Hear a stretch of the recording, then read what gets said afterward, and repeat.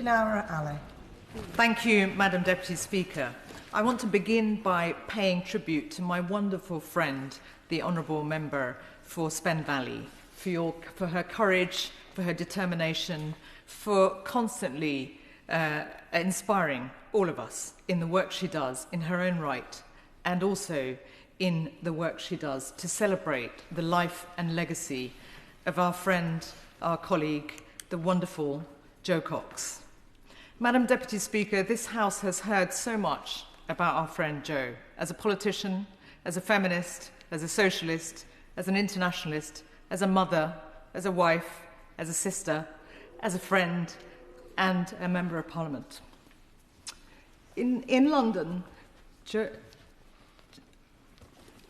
lived with her wonderful family in a houseboat on the Thames, moored at Hermitage Moorings in Wapping, not far from where I grew up, and in the borough that is home to my own constituency. I give way to my honourable friend.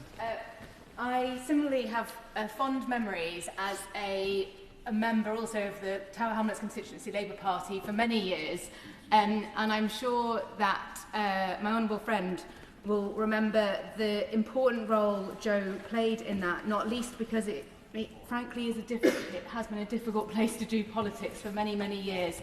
And so having the light of someone like Jo was so transformational for us who were really involved in that those years ago.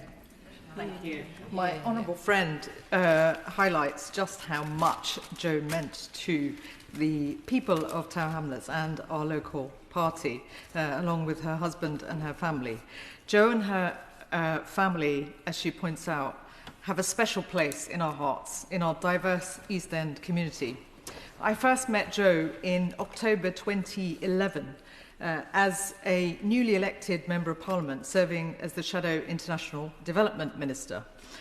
Jo and Brendan and I were at a reception celebrating the work of international development leaders. Jo and her husband were among the 40 under 40 individuals listed among a new generation of global leaders by DevEx. And she was standing there across the room holding her baby son in her arms while meeting and greeting those of us around her. There was that instant warmth, the big smile, and a connection that left me feeling we were long-lost friends when we'd only just met. That was her gift. Following her election in 2015, we would meet and talk about the conflict that was raging in Syria. I had visited Lebanon a couple of years earlier and met Syrian refugees, 1 million of them by then, who had escaped the war.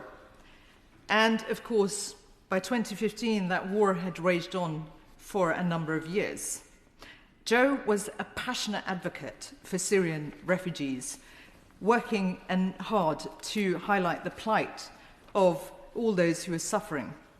Her internationalism brought many of us together who cared deeply about global conflict, poverty, and global emergencies. For years, she worked as a board member of the Burma campaign, working to support the struggle for human rights and democracy in that country. When speaking in favour of the Lord Dubbs amendment on refugee children, she said, "Syrian families are being forced to make an impossible decision: stay and face starvation, rape, persecution and death, or make a perilous journey to find sanctuary. Who can blame desperate parents for wanting to escape the horror? Children are being killed on their way to school. I know I would risk life and limb to get my 2 precious babies out of that hellhole." Jo cared deeply about children around the world as much as she loved her precious babies, as she said. And of course, she cared deeply about her constituents and her constituency.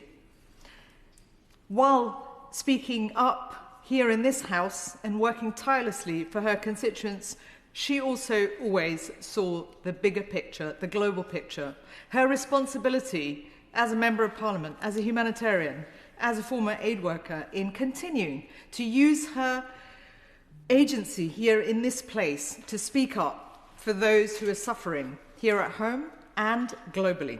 Her work with Oxfam, with the Gates Foundation, with Save the Children, shaped her politics and informed her work in this house. She was an internationalist in the truest sense of the word. She was the living embodiment and definition of internationalism. She shared a belief in humanity, in strong institutions, in collaboration between governments, between peoples, to tackle hunger and famine, and to build a world that is more peaceful. Jo's famous quote, as we have heard in this debate and over the years, from her maiden speech on the 3rd of June, "We are far more united and have far more in common with each other than that which divides us." It serves as her epitaph, and it is reflected on her coat of arms over there in this chamber. But we should also reflect on the words that preceded it. She said, "Our communities have been deeply enhanced by immigration, be it of Irish Catholics across the constituency, or of Muslims from Gujarat in India, or from Pakistan, principally from Kashmir. While we celebrate our diversity, what surprises me time and time again, as I travel around the constituency, is that we are far more united and have far more in common with each other than the things that divide us." Madam Deputy Speaker, our communities have been deeply enhanced by immigration. That was her view then, and of course, she was right. And that rings even more true, and we must redouble that commitment to being an inclusive society when we face such challenges as we have seen in recent days, weeks, and months. Had Jo lived through these past 10 years, I'm sure that conviction would have remained undimmed. She would have taken the fight to whoever sought to sow discord and division, whether here or from abroad. She would have taken on ethno-nationalism in all its forms, extremism in all its forms, made the case for a confident, outward-looking, tolerant, inclusive Britain, because that's who she was, and that should always inspire and motivate us to speak up. Jo's murder, as she was heading to her constituency surgery to help people who trusted her and elected her, will be something that will affect so many of us here and across the country. I remember that day vividly, like many colleagues who were here. I was in Parliament,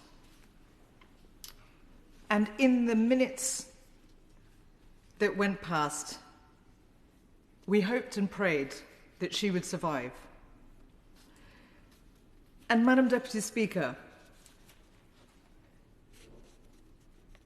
to this day, and I suspect beyond for the rest of my life, I will wonder whether we could have spoken out more about the harassment and intimidation and the threats towards elected representatives that some of us experienced and warned others, and perhaps that warning might have allowed more awareness, but we will never know. I will never know. I give way. Thank you, Madam Deputy Speaker, and I pay absolute tribute to my friend in the word that she is saying. And can I say to her that she has been an incredible champion for all that she stands for in this House. And I so agree with all that she's saying. I thank my honourable friend, who I know knew Jo very well, much more than I did. And we experience that loss deeply. And what I'm heartened by is the work that she and others across this House and in other parties continue to do in Jo's memory. Madam Deputy Speaker, We must never forget that Jo was murdered by a far-right terrorist who believed in white supremacy and was obsessed with fascist and far-right groups. She was a target because she stood for everything the far-right hates: community, understanding, compassion, love. The sad truth is there is more anger and more hostility and hate a decade on in our country. There's more disinformation, more lies, more racism, more misogyny and more hate. There are more people making money from sowing discord, monetized hatred made possible by social media algorithms and pernicious AI fakery. Deepfake and disinformation is infecting our online space and spilling over into hate and hostility and violence on our streets. And online hate, with its real-life consequences, has cost dearly. We see that not only... I give way to my honourable friend. Jim McMahon.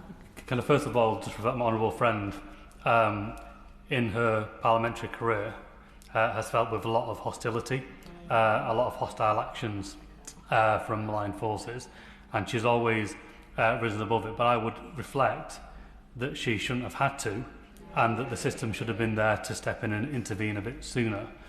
In particular, we talk about social media on one side, but we also probably need to reflect that I think the police, and there are different police forces in different parts of the country who approach this very differently. But I think there are two main issues, and I wonder if she agrees. First of all, that they just think that this is all politics, and they just accept it as part of the course when it ought not to be. And secondly, they haven't quite understood that online is on street too. These are the same people creating the same content, making the same threats. I thank my honourable friend for his intervention, and what he is saying is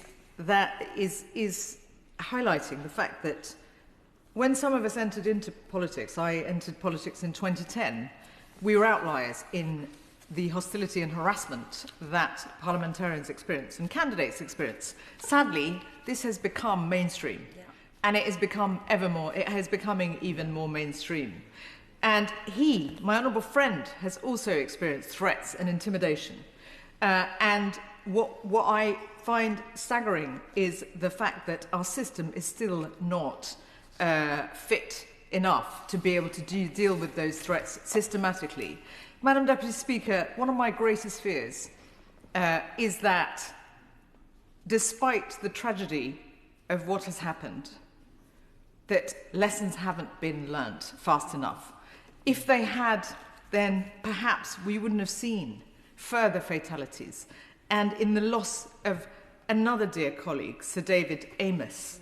And I do not want to, and I know others, do not want to see the day when yet another elected representative, a member serving our public, finds themselves under attack. Too many have been under attack. So we have to redouble our efforts to protect our democracy, and that means protecting those who stand for public office, because too many are being put off. Too many, and particularly women, and particularly those of colour, are being targeted, being driven from the public square, being driven out of frontline politics, because the price of being in politics has become increasingly difficult and costly. Costly in the form of losing our colleagues, when frankly, in the 21st century, in this democracy, I never thought that would happen. I never thought, and I don't think any others who came into politics at that time could have imagined a situation where our politics could have descended into the spectre of losing a dear colleague and then again another colleague on the other side. And of course, we mustn't forget the targeting by a far-right extremist radicalised on the internet who attacked the Right Honourable Member for East Ham in 2010. Thankfully, he survived, and he is providing a great service to our nation as a minister. But that should have raised the alarm bells then, because a number of us were on that person's target list then. And as the Right Honourable Member mentioned, in the past we've seen assassinations in our country. And the online space now is creating an even greater threat as a result. And that's why we must ensure that members of parliament do not have to live with the fear of threats against their families, against those who are close to them, their staff. Too many mistakes have been made, and we must ensure that we really do learn from them if we are to protect our democracy. Would my honourable friend I give way to my honourable friend. I thank my honourable friend for giving way and for her incredibly moving speech. And would she agree with me that we must dial down the rhetoric in this place? Only last week, a colleague of ours, a male colleague of ours, was punched in the face out on the street. And that is directly, I believe, as a result of people's inflammatory language and people being very, being incredibly toxic. And we don't work in this place in a cross-party way that I think we should. And I was in Sweden visiting the parliament there last week, and it's a circular parliament, and people sit in regions rather than in parties, and they were saying how this makes a really big difference. And I was just thinking, as I'm sitting here listening to all the incredible speeches about the wonderful Jo Cox, that wouldn't that be an incredible legacy, that if we did politics in a much more consensual and cross-party way? My honourable friend is absolutely right, and she points to the fact that, and as we've heard in the speeches throughout the day, just how important it is how we work together, how we conduct ourselves in politics. And she's absolutely right. Sadly, that is not happening, and there's more that's required to bring parties together on as much as possible that we can agree on to reduce the hostilities and the anger and the often manufactured outrage online as well as offline that is creating hate and hostility in our streets. Madam Deputy Speaker, the level of threats that are in our politics has to be addressed. No member should have to step out from their homes wondering if they are watching their last ever sunrise, whether that person staring at them has an intent to harm them, whether they will make it home again, whether it is their last day in this world. Because for too many colleagues that I have spoken to, too often they are fearing for their lives. That cannot be right. That is not healthy for our democracy.